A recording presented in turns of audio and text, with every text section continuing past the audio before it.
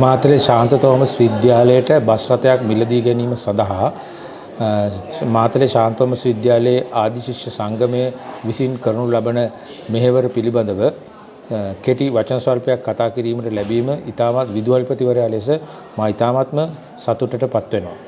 වර්තමානයේ ශාන්ත තෝමස් විද්‍යාලයට බස් රථයක් තිබෙනවා. එම බස් රථයද මෙම ආදරණීය ආදි ශිෂ්‍යුන් විසින් තමයි පාසලට මීට වසර ගණනාවකට පෙර පාසලට මිලදී අරගෙන දුන්නේ. නමුත් මේ වෙන විට එක් බස් රථයක් ප්‍රමාණවත් වන්නේ නැති තරමට අපේ විෂය සමගාමී කටයුතු වැඩි වෙලා තියෙනවා.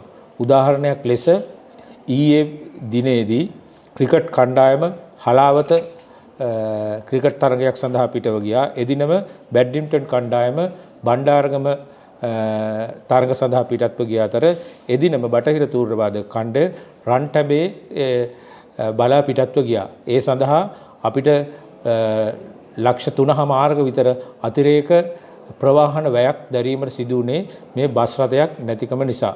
එබැවින් මේ ආදි ශිෂ්‍ය මව් සංගමයේ විසින් මේ බස් රථයක් ලබා ගැනීමේ සඳහා දරන මේ ප්‍රයත්න ඉතාමත්ම පාසලට කාලීන අවශ්‍යතාවයක් බවට පත් වෙලා තිබෙනවා. මාතලේ ශාන්ත තෝමස් විද්‍යාලය යනු හිතුවත් කරන මහත්වරුන් ඉන්න පාසලක්. ගෝල්ඩ් ඇන්ඩ් ඩබල් බ්ලූ යන ධජය යටතේ අපේ ශාන්ත තෝමස් වන් සියල්ල ඒකරාශී වුණොත් අපිට කරන්න බැරි දෙයක් නැහැ.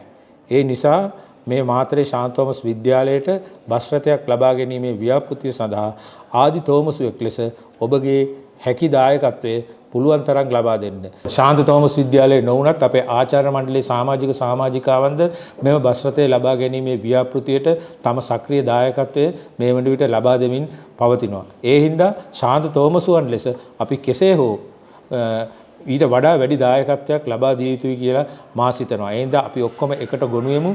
අපේ විදුහල් මාතාව නිසා අපි යම්කිසි ස්ථානික සිටිනවා නම් ඒ විදුහල් මාතාවට කෘතගුණ දැක්වීම සඳහා මේ තමයි හොඳම අවස්ථාව. ඒ හින්දා අපි ඔක්කොම එකතු වෙලා මේ පාසල් බස් රථය මේ අවුරුද්ද අවසන් වීමට ප්‍රථම පාසල් භූමිය කරා රැගෙන ඒමට දැඩි ඉලක්කයකින් යුක්තව වැඩ කටයුතු කරන මේ අවස්ථාවේදී අපේ හැකි දායකත්වයේ ඉතාමත්ම ඉක්මනින් ලබා දෙන්න කියලා මම ඔබ සියලු දෙනාගෙන්ම ඉල්ලා සිටිනවා. බොහොම ස්තුතියි.